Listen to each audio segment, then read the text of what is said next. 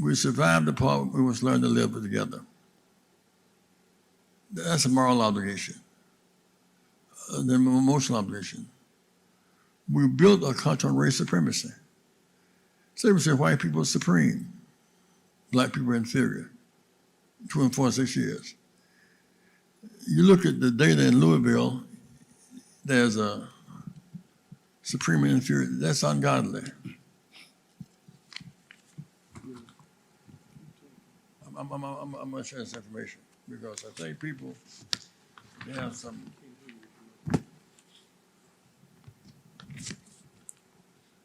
Louisville, the median black family income in Louisville is $35,000, white 61,000. Blacks earn 58% of what white families earn in Louisville. Average white man earns $2.7 million over a lifetime, blacks 1.8. Louisville, black poverty is 29.8%, 3 times white poverty, 10%. Business ownership, 2.4 business black owned in Louisville, 22% of the households are black. 73% of White House in Louisville own their own homes, 36% for black.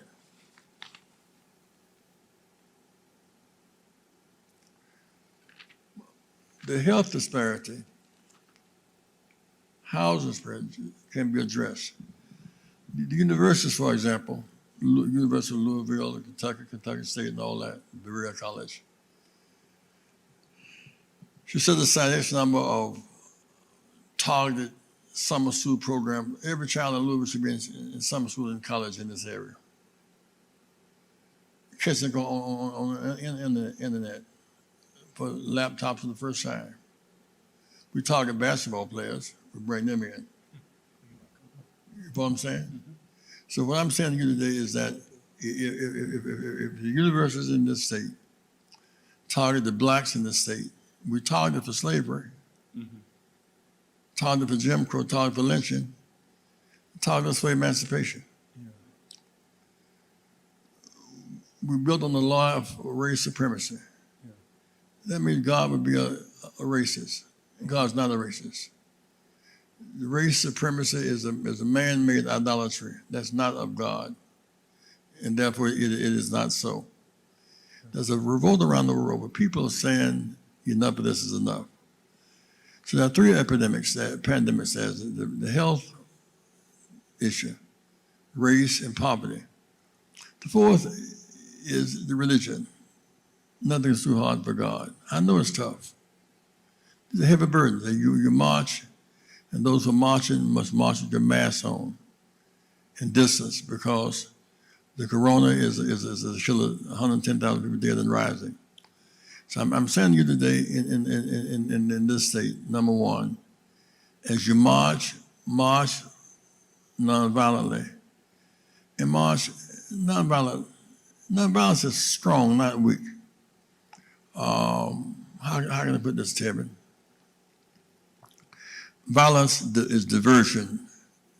Rather than focus on police brutality, you focus on a burning car.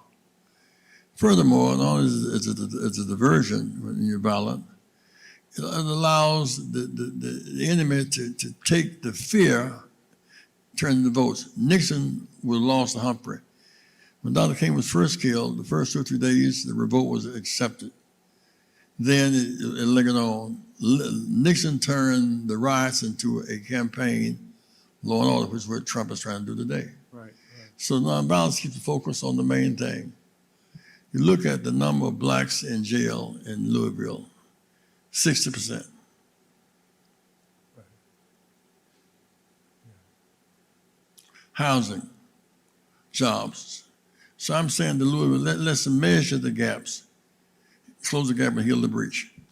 Reverend Jackson and Jonathan, thank you so much for being with me today. Thank you for being in our city. Thank you for being a consistent voice.